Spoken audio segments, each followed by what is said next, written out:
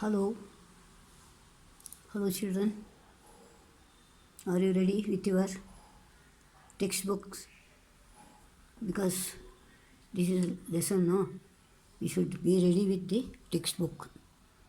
And in the previous classes, first part you have seen Swami and his father arguing regarding a lad walking in the jungle facing a tiger, which resulted in making Swami to sleep alone in the office room. That's what you learned in the first part. The second part you learned what? It was a dreadful proposition for him. Why? He used to sleep beside his granny. Any change in would make him frightened. So he wanted to escape from that. He said regarding the sport club, then the father did not agree. Then he said that he would sleep from the next month. And father says that it is disgraceful to sleep as he was in already in the second form or present here. According to your glossary, it gives you 7th standard, but according to our idea, it is 9th standard. Okay, let us not disagree. Let us now take up the third part. Third part here, Swami's father sat gloomily is sadly, gazing at the newspaper. And on his lap, newspaper he had on his lap. All of you know what is lap. You know the laptop already, you know.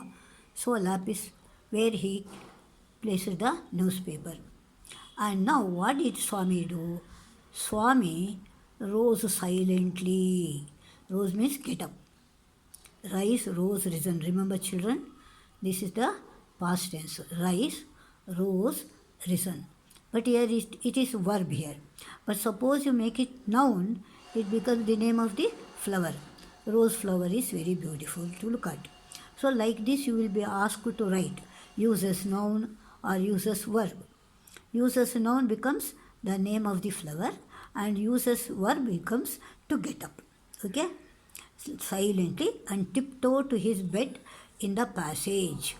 And Granny was sitting. Granny was sitting up in her bed and remarked, that means told, "Boy, are you already feeling sleepy?" She questions him because she used to tell a story.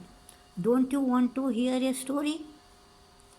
Swami made wild gesticulation, making sign, making like that, just moving the hand and making her to keep quiet, to silence his granny.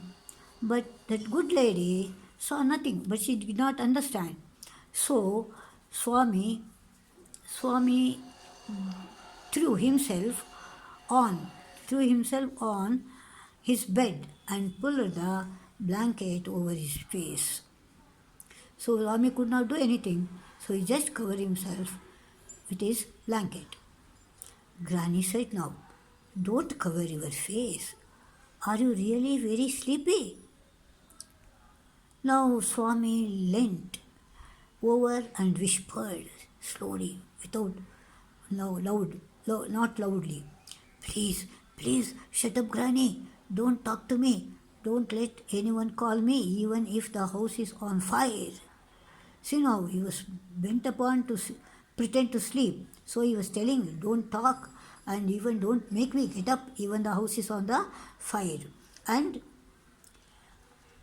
if I don't sleep at once, perhaps I shall die. So he says, suppose I don't sleep now, I would die. He turned over and curled and snored under the blanket till he found his blanket pulled away. Now what happened? He pretended. He snoring off. All of you know it, no? Gorke ಹೊಡಿಯೋದು. So he snored till the blanket was removed from him. Presently, his father came and stood over. Swami, get up. Swami, get up, he said. And he looked like, he means father. Father looked like an apparition. Apparition is ghost, remember? Ghost athwa bhuta. In the semi-darkness of the passage. They were sleeping in the passage, no? So in the semi-darkness, father looked like a ghost to Swami, remember, which was lit by a cone of light from the hall. Swami stirred and groaned as if in sleep. So he pretended as if asleep. Father said, "Get up, Swami." Granny pleaded, "Why do you disturb him?" Father, Granny, no, so very soft corner. "Why are you disturbing?" "Get up, Swami," said father for the third time. And Swami got up. Father rolled up his bed, took it under his arm and said, "Come with me." So he rolled the bed and took it under his arm and said, "Come with him." Swami looked at Granny, hesitated for a moment and followed his father into the office room.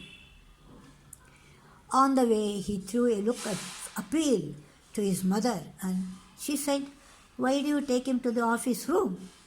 He can sleep in the hall." I think mother wanted to object. "Why are you taking him to the office room? Let him sleep here." "I don't think so," father said. Swami slunk behind him with bowed head. Slunk, remember it, slunk. He just bowed his head and followed his father. "Let him sleep in the hall, father," Swami pleaded.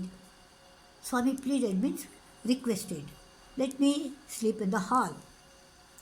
Your office room is dusty and there may be scorpions behind your law books." Scorpions, all of you know. Chedu, Appa. "There are no scorpions, little fellow." Little fellow is who? Swami. "Sleep on the bench if you like." So if you don't want to sleep on the floor, you sleep on the bench. "Can I have a lamp burning in the room?" So somehow he wanted to escape. Saying, "No, you must learn not to be afraid of darkness." Underline, he should not frighten of it. And it is only a question of habit. So he says, to sleep in the darkness is a question of habit. So you must cultivate good habits. Underline, you must cultivate good habits. Cultivate means develop here. "Will you at least leave the door open?" So he says now, the office room door, he wanted to close, he requested to open it.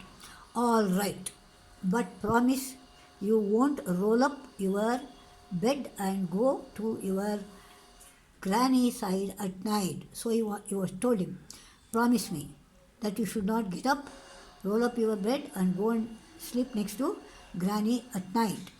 If you do it, I will make you the laughing stock of your school." So he says he would go and complain in the school. This boy would sleep next to the granny even though he was grown up like that. He cautioned him. So, leaving the office room door open, father left the boy in the office room, telling him to be cautious and sleep in the room, and he would not go back to the side of granny at night. Otherwise he would become a laughing stock. So children, here Swami could not escape from the decision or tenacity, remember the word, tenacity of his father. So he had to sleep alone in the office room, and in the next class you will come to know what will happen to him when he slept in the office room. So this much you remember, and always think that you go through each and every word properly and understand the matter. And I hope already all of you have made the list of this glossary words alphabetically. I have told you already. And so be ready for the next class. Bye bye. See you.